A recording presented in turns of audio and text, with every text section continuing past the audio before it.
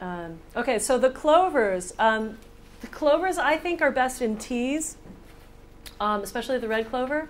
The young leaves and flowers are edible. I think the flowers are kind of sweet. You see the bees all over them in the spring.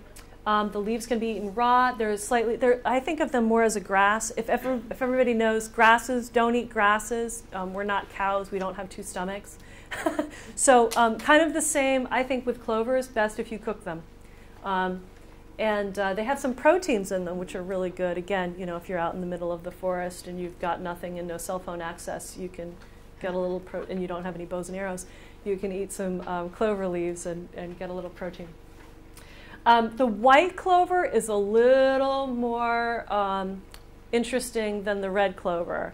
Red clover is great for tea. If you boil it, if you steam the red clover as a tea for like 10 minutes, you'll get a really mild sweet. If you infuse it overnight, by the morning, it's bitter like a black tea. So there are some tannins in there that make it slightly bitter in the long run. So white clover, you either eat right away or you dry it and eat it later. Eat right away or dry it and eat it later, the white clover. And don't, you know, I don't know who's doing kombucha with clover, but don't do kombucha with clover because it doesn't get rid of the stuff that needs to get rid of. Cyanide compounds. Just the white, not the red. Just the white, not the red. Yeah, thank you. The white needs to be eaten either right away, like pull it from the garden, put it in your salad, put it in your tea. Or, you know, let it dry out for a good solid period of time, 4 to 6 weeks. Mm-hmm. Can you say cyanide compounds? Yeah.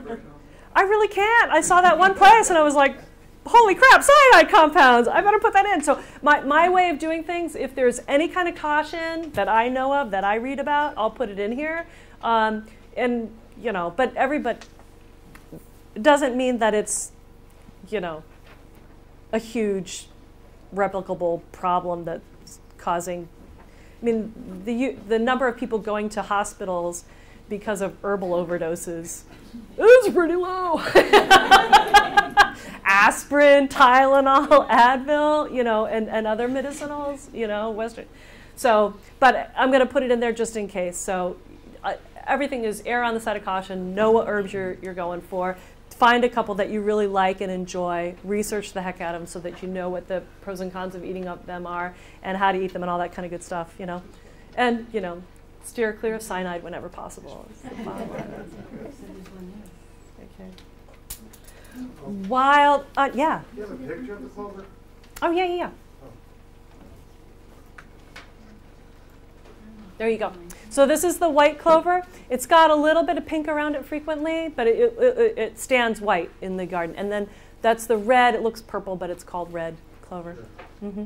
Yeah, this has a bigger bloom than this one. And I think this one comes out a little bit later in the season than this one. This one's a little earlier. And this is more like you'll find this in the yards and stuff like that. And this is more kind of edge of woods, roadside. So you can eat the flowers and the leaves? You can eat the flowers and the leaves for both of them, yeah. Mm-hmm. Mm-hmm. Yeah, and the flowers of the red clover are used medicinally for heart concerns to help support the heart. And the tea with the red, do you have to dry it first? Or No. Do you use fresh? You can use fresh, you know, but you can also use dry. Okay. So Yeah, either one. yeah, either or, for sure. Yeah. Okay. The wild onion. I love the wild onion. If a plant looks like an onion and smells like an onion, you can eat it as an onion. If it looks like an onion and it does not smell like an onion, don't eat it. It's got to look like an onion and smell like an onion to be used like an onion. Same thing with wild garlic. If a plant looks like garlic and smells like garlic, it's wild garlic and eat it. If it looks like garlic but it doesn't smell like garlic, don't eat it. Pretty basic. I love, you know, Chris, my husband Chris is in the back there. When it comes to be springtime, I'm like, what's growing? What's growing? Oh, wild onion! And we'll pick as much as I can and we'll make an omelet out of it because just wild onions and eggs, I think, are just, it's the most powerful, beautiful combination in early spring. Makes me so happy. So you can eat them raw or cooked in salads as a seasoning, as greens in the soup base. You can, put them in with pickling ingredients, all kinds of stuff. Great. And like talk about energetics, as I did at the very beginning.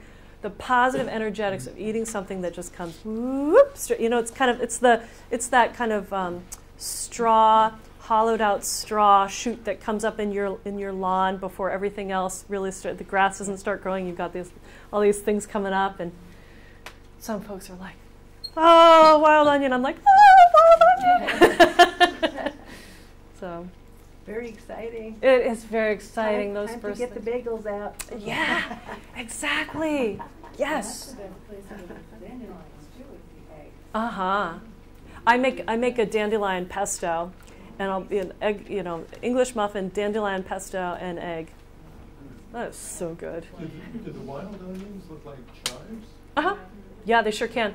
And they'll have a bulb at the base of it too, and that's edible as well. Usually, from my experience, there's kind of a grayish paper around it, and just pull that off, and then it's creamy white. It's not a bulb like a domesticated onion. It's a wild onion, so it's very small. Yeah, cool. Could you dry those and save them? Or? I don't know. I think they're probably more like chives than they would be, more of a winter onion. This is a spring onion, not a winter onion, so more like in the scallion range. That would be my guess. But I haven't tried it. You could try it. What the heck? If you got a lot in your yard. I don't know. Are these the same as like a walking onion? Like they're kind of Never heard of that one. No, I don't think so. Yeah, I don't know if that's the same family or not. If it walks, you probably shouldn't eat it. Good advice.